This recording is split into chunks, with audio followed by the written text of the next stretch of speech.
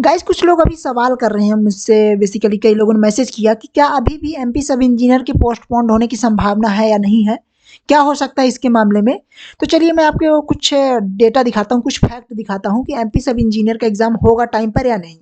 तो चलिए अपन सीधे एमपी सब इंजीनियर की वेबसाइट पर चलते हैं, सीधे एमपी पीवी की। तो देखिए यहाँ यहाँ आपको देखिए लेटेस्ट एक अपडेट आया हुआ है पीएटी का, मतलब प्री एग्रीकल्चर टेस्ट का बेसिकली अपडेट आया हुआ है। ये एक्चुअली क्या है, इसका एडमिट कार्ड है, ये इसका एडमिट कार्ड आ चुका है। तो इसके एडमिट कार्ड आने के देखिए क्या मायने हैं। तो चलिए अपन देखते हैं, अपन थोड़ा सा पहले एग्जाम शेड्यूल की तरफ चलते हैं। एग्जाम शेड्यूल देखिए, है ना। तो एग्जाम शेड्यूल में आप देख सकते हैं कि पीएटी का पेपर एग्जाम डेट 15-16 अक्टूबर है, जिसका एडमिट कार्ड अभी हाल ही में 2 दिन पहले इसका जो है तो बेसिकली रिलीज कर दिया गया है ना। इसका मतलब ये है कि कहीं ना कहीं व्यापम पेपर के मूड में पूरी तरह से आ चुका है। देखिए अब इसका पेपर है, अब इसका भी आने वाला है, इसका भी तुरंत आएगा, इसका भी आएगा, है ना। अब देखिए सबसे मेन बात ये है कि 6 नवंबर का एग्जाम होगा या नहीं होगा, क्योंकि देखिए फिर भी ये वाले पेपर जो हैं, ये पेपर्स थोड़ा अलग पेपर्स है। ये जो 4 पेपर्स आपको दिख रहे हैं, पीएटी है, नर्सिंग है, वेटनरी है और ये है एक एनिमल हस्बेंड्री है। ये papers actually entrance exam paper है, मतलब इसमें हम कॉलेज में पढ़ाई के लिए बेसिकली फर्दर स्टडी के लिए करते हैं। लेकिन इसके बाद के जो पेपर हैं 4 पेपर, ये नौकरी के लिए पेपर है ना।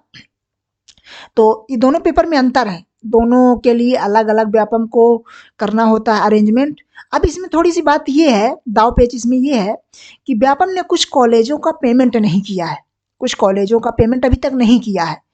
तो बेसिकली अभी कुछ कॉलेजों ने बेसिकली लिस्ट निकाली थी कि अभी हम व्यापम का एमपी सब इंजीनियर का एग्जाम नहीं होने देंगे, मतलब हम इसके लिए सेंटर नहीं बनाने दे रहे हैं, क्योंकि अभी तक हमारा पुराना पेमेंट नहीं हुआ है ना।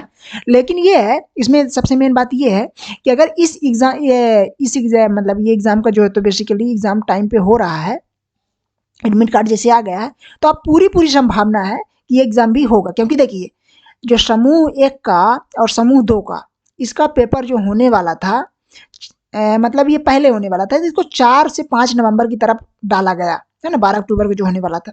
इसको अगर ये अभी कराने के मूड में ना होते एग्जाम, तो इसको ये बाहर फेंकते और ये नवंबर के बाद फेंकती, है ना। और सबसे मेन बात ये है कि नवंबर में तीनों एग्जाम शेड्यूल्ड है ना। तो कहीं ना कहीं अब व्यापम का पूरी तरह से मूड है कि अब पेपर लेना है, तीनों पेपर लेने हैं। क्योंकि देखिए अब इसके बाद टाइम भी नहीं है ना, क्योंकि देखिए अगले साल चुनाव है, और चुनाव के पहले पहले उनको फॉरेस्ट, पटवारी, एमपीएसआई जिनकी वैकेंसी वो 3-4 साल से नहीं निकाले हैं, इनको सक्सेसफुली कंडक्ट कराना है।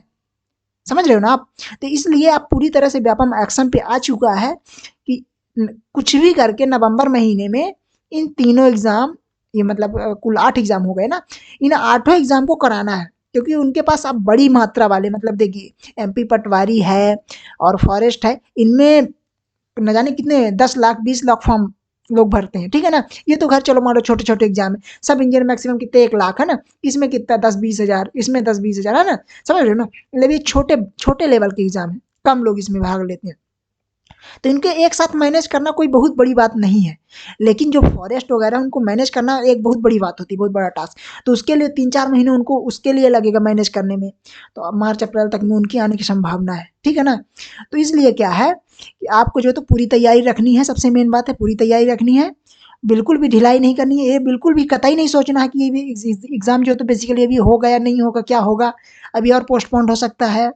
मतलब कि जनवरी तक जा सकता है या नहीं जा सकता, कुछ भी ऐसा नहीं सोचना है। आपको केवल और केवल स्टडी पे फोकस रखना है। दूसरी बात ये है कि अभी तैयारी क्या करें, लास्ट टाइम बचा हुआ है। तो अब लास्ट टाइम पे देखिए ज़्यादा कुछ किया नहीं जा सकता, आपको केवल इतना कर लीजिए, प्रीवियस ईयर्स के क्वेश्चंस का रिवीजन कर लीजिए और टेस्ट सीरीज लगाइए, बस 2 चीज़ें करिए।